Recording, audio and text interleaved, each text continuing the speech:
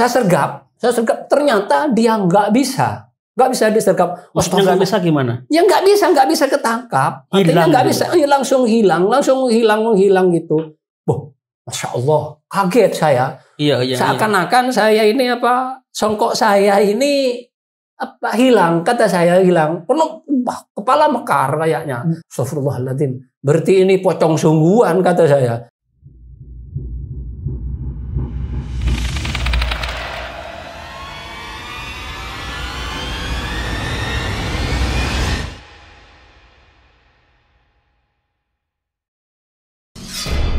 Jangan takut pada setan. Setan hanya mengganggu, tidak makan. Takutlah pada manusia yang suka makan hak orang lain. Halo, assalamualaikum dengan Pak Hasim ya. Waalaikumsalam warahmatullahi wabarakatuh. Katanya Pak Hasim ini diganggu di jalan tanjakan yang mana itu viral. Katanya sering terjadi gangguan horor. Di mana itu di jalan Sumber Pakis Pasudambe. Ya, itu awalnya bagaimana?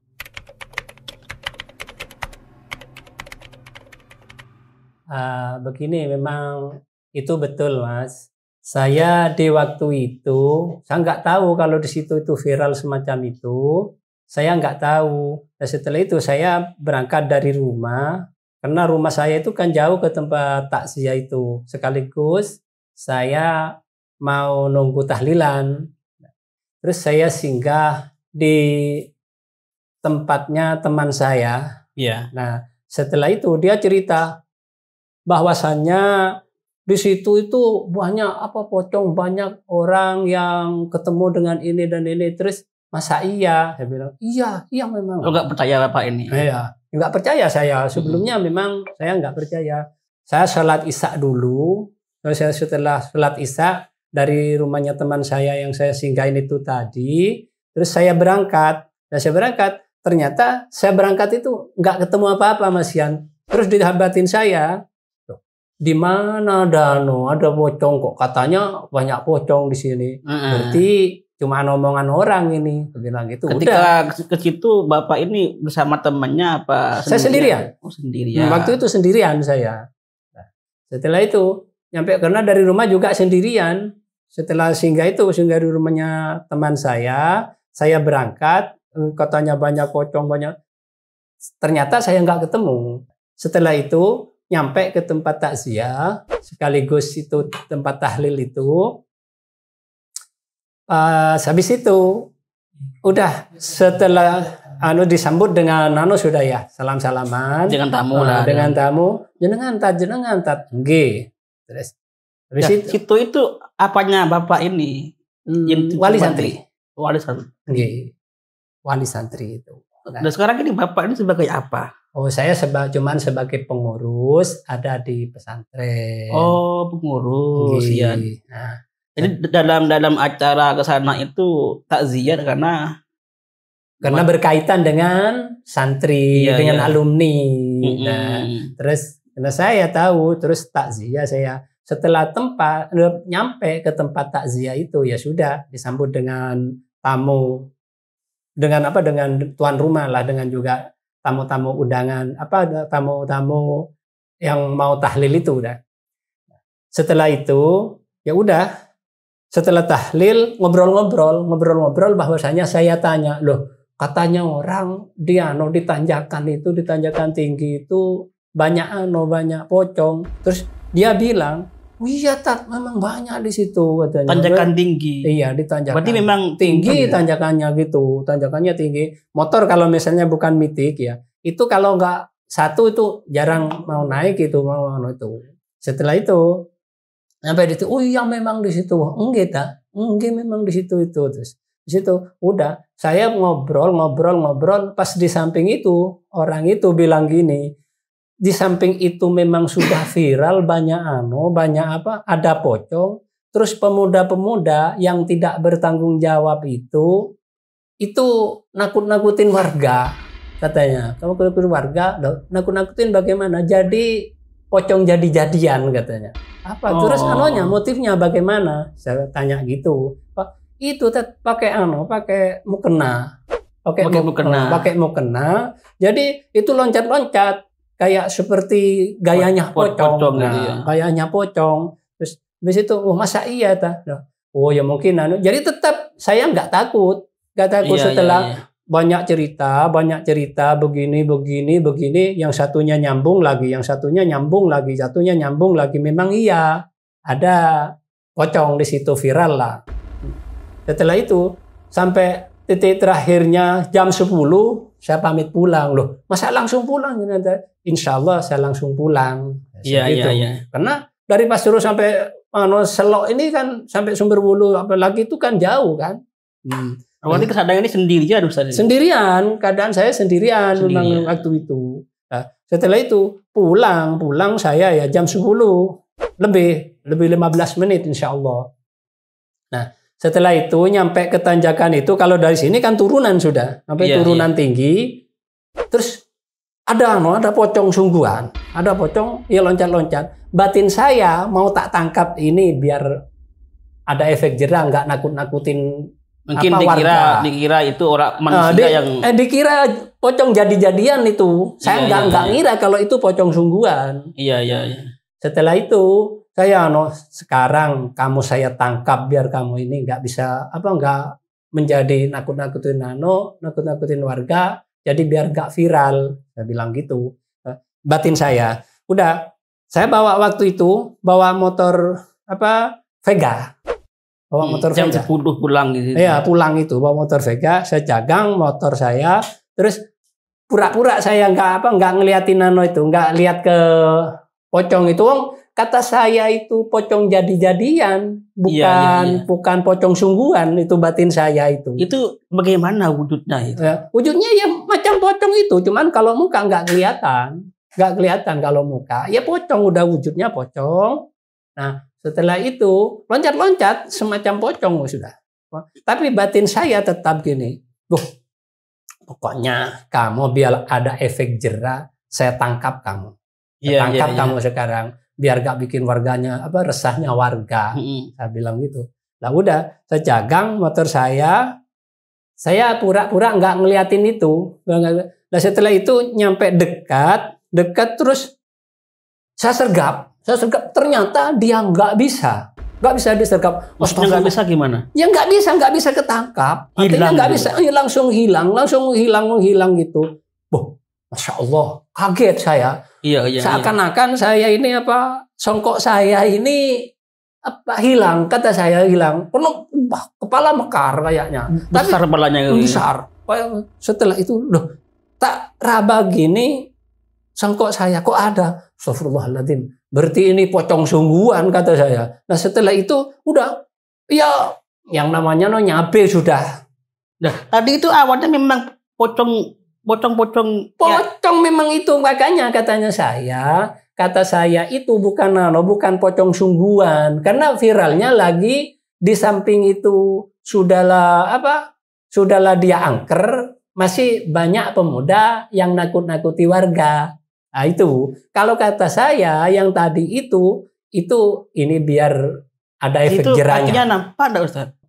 Kalau masalah kaki itu saya nggak begitu memperhatikan, karena perhatian saya itu, pikiran saya itu tetap mau nangkap pocong jadi-jadian biar nggak menjadi viralnya warga. Iya. Nah, setelah itu ya udah saya tangkap, saya sergap gini. Ternyata nggak bisa. Astagfirullahaladzim. Kaget saya. Ini bukan pocong sungguhan ini. Langsung lari Ustaz? Iya. Langsung ini kepala seakan-akan besar terus songkok hilang, kata lepas. Tapi ternyata setelah saya raba tetap saya tolak-tolak memang di situ kan sepi, memang yang namanya angker ya sepi. Iya.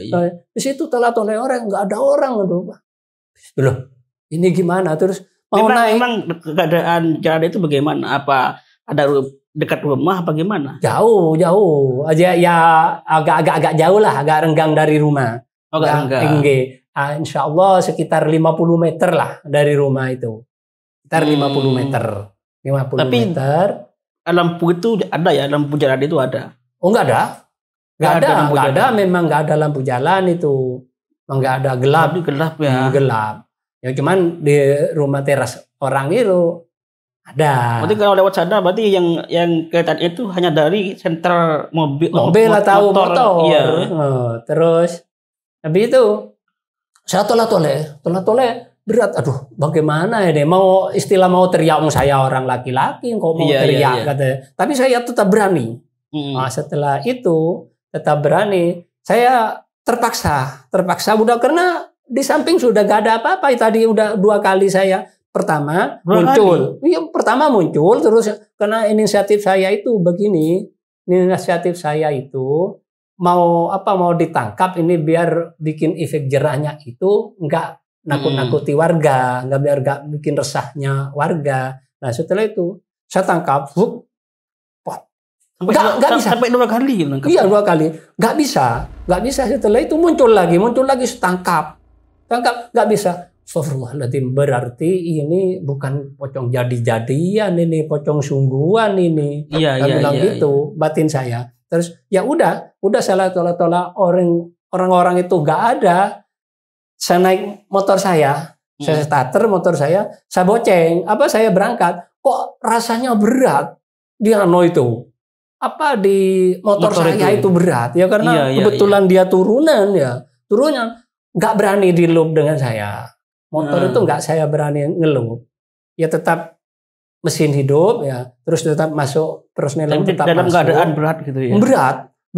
Kayak ada yang bonceng. Kayak ada orang yang bonceng, tapi lain juga dengan bonceng, istilah bonceng orang, dan itu memang kelainan. Jadi yang namanya bulu kuduk ini nyabe kayak gitu, wis. Nyabe itu gimana? Nyabe itu ya kayak besar kayak itu ya.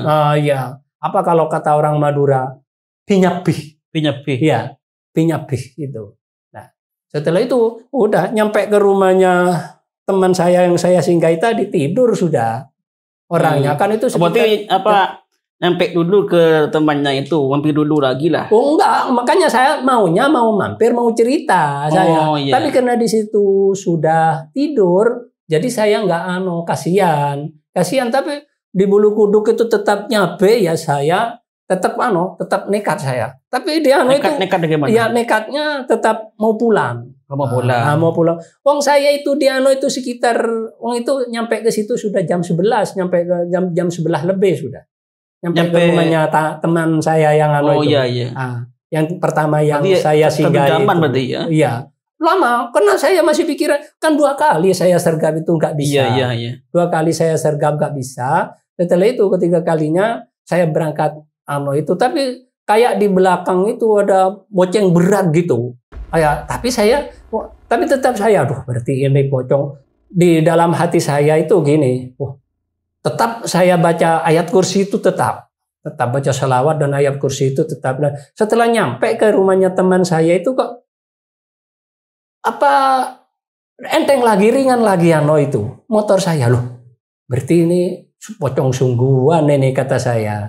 Nah, setelah itu setelah saya baca selawat dan ayat kursi, dia kan saya masih berhenti sejenak di depannya rumahnya teman saya, tapi di jalan kan, itu dekat jalan kan. Iya. Nah, setelah itu udah kok saya lagi kan, saya jagang miring ya itu motor itu. Setelah dia luruskan lagi, dia udah ringan, enteng sudah.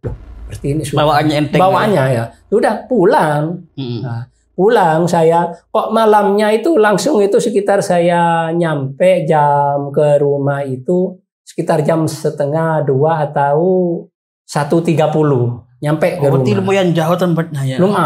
Lumayan jauh. Setelah itu saya dini hari itu. Saya ambil wudu, saya sholat dulu. Setelah itu saya tidur. Nah, setelah tidur kok saya kelihatan dalam mimpi kelihatan pocong itu tadi. Ingat saya yang nyergap, masih pikir-pikiran apa mungkin dia karena datang sungguhan ke saya, apa karena saya cuman menghayal tadi yang nyergap dia nggak kena. Mungkin atau dua-duanya bisa jadi itu, apa jadi dia nakut-nakutin saya atau memang hayalan saya tadi karena nggak bisa dia ditangkap itu tadi, kurang tahu itunya. Cuman saya masih lihat-lihatan itu, wis. Dalam mimpi itu. Dalam mimpi itu. Setelah itu esok harinya saya mau sholat subuh, kok gigi saya sakit. Oh, sakit. Sakit. Gigi saya sakit itu lama 1 hari itu nggak berhenti sama sekali. Waktu itu, setelah itu saya sakit gigi, kepinginnya saya itu kepingin saya punya obat untuk nolong orang itu, istilah punya alamat punya bacaan yang dikasih dalam mimpi lah atau alamat itu. Terus wangsit bisa dikatakan gitu. Wangsit itu. Ya, wangsit itu. Ya. Udah, habis itu tetangga saya itu ada yang meninggal masih 3 hari yang lalu. Mungkin pekuburannya kan baru kan ya. Iya. Nah, setelah itu kan di atas gunung pekuburan itu. Di atas gunung, di sebelah laharan, terus sebelah kanan kiri itu laharan, sebelah atas itu laharan, sebelah kanan itu rumah-rumah orang banyak sudah. Jadi kan waktu itu terus habis itu kan saya tidur, pas saya kepingin punya wangsit, itu kepingin nolong orang, apabila orang sakit gigi semacam saya bisa tolong. Itu tujuan saya semacam itu. Jadi saya datang ke kuburan. Saat itu Bapak ini masih belum sembuh apa? Belum sembuh, memang pas sakit-sakitnya tidur gak bisa tidur sampai jam 1:30, jam 10:30 saya ke pemakaman itu tadi. Karena saya kepinginnya wangsit, kepingin nolong orang-orang sakit gigi yang semacam saya. Setelah itu saya itu tidur di atas kan masih lampu masih banyak kan, masihan ya. Karena masih jam 10:30, masih banyak orang tidur nggak tidur masihan. Nah, setelah itu saya tidur di atas kuburan baru itu yang dapat 3 hari itu. Saya tidur di sana karena dengan tujuan ingin dapat wangsit. Wangsit, kepinginnya saya nolong orang yang sakit semacam saya gitu. Iya. Nah, setelah itu saya ambil sandal, bikin bantal. Kenapa sih ajaibnya dan anehnya, saya waktu itu kan padahal saya nggak bisa tidur. Waktu itu setelah nyampe ke pemakaman itu saya langsung tidur. Langsung tidur saya. Nyampe sana jam berapa? Jam 10:30 malam. Jam 10:30 malam. Itu pas waktu 3 malamnya itu sudah. Itu orang yang meninggal itu. Di sini ada pohon pisang. Ada pohon pisang di atasnya itu ada pohon pisang. Terus saya ambil sandal, saya tidur. Kok langsung tidur saya. Langsung tidur. Setelah itu saya itu merasa itu ada yang yang meluk saya, yang ngelonin saya. Enak gitu tidur itu. Perasaan saya itu. Dalam mimpi apa gimana? Dikatakan mimpi, karena kalau dikatakan mimpi itu saya dalam keadaan remang-remang terus kayak bangun kayak enggak kayak gitu ya. Di dalam dikatakan dan tidak mimpi saya juga tidur. Iya. Setelah itu enak rasanya saya dipeluk itu. Enak gitu dipeluk. Terus habis itu kelamaan pas ada bunyinya kayak musik.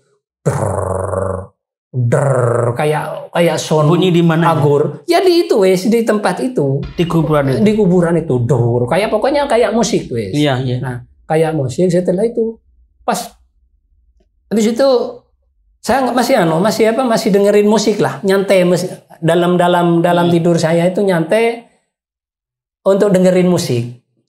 Enak karena saya ada yang rasa saya itu ada yang meluk, enak gitu pelukannya itu. Iya. Enak gitu, seakan-akan gimana gitu bisa. Terus habis itu order katanya. Kaget. Saya itu kaget loh. Saya kaget, tapi saya nggak merasa kalau saya tidur di kuburan. Nggak merasa.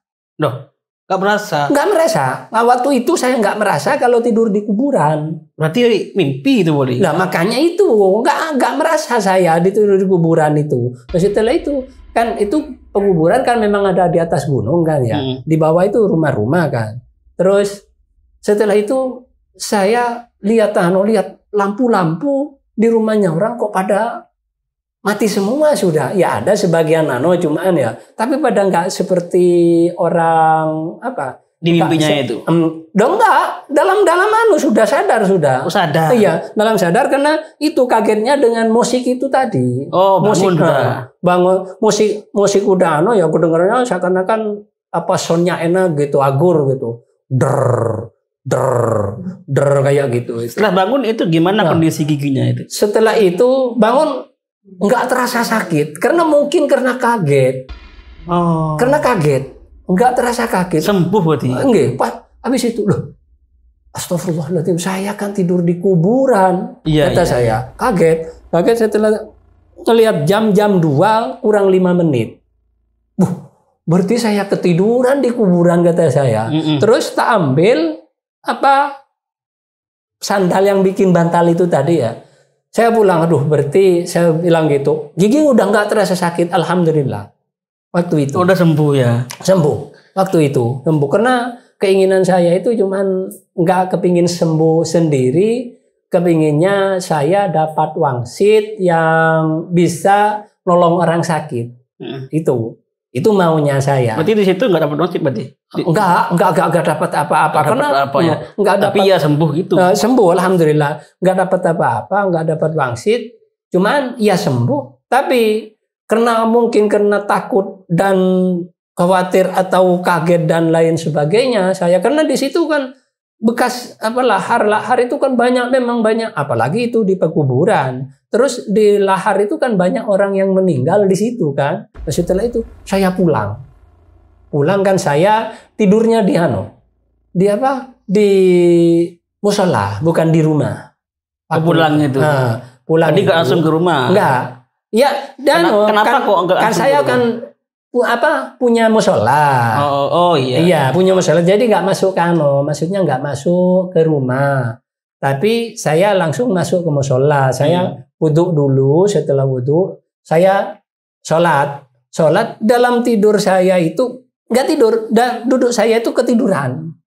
Oh ya, ketiduran. Lah kok tadi musik tadi itu lagi bunyi lagi. Ini wangsit apa kira-kira yang saya bangun sudah. Nah, itu bangunnya itu. Yang penting kan sudah sembuh kan, Pak? Iya, yang penting udah sembuh. Itu sampai pagi, sampai subuh. Iya. Saya duduk itu sampai subuh. Iya. Ya, terima kasih sudah hadir dan bagi dengan kami Suara Horor, Pak Hasyim. Terima kasih kembali.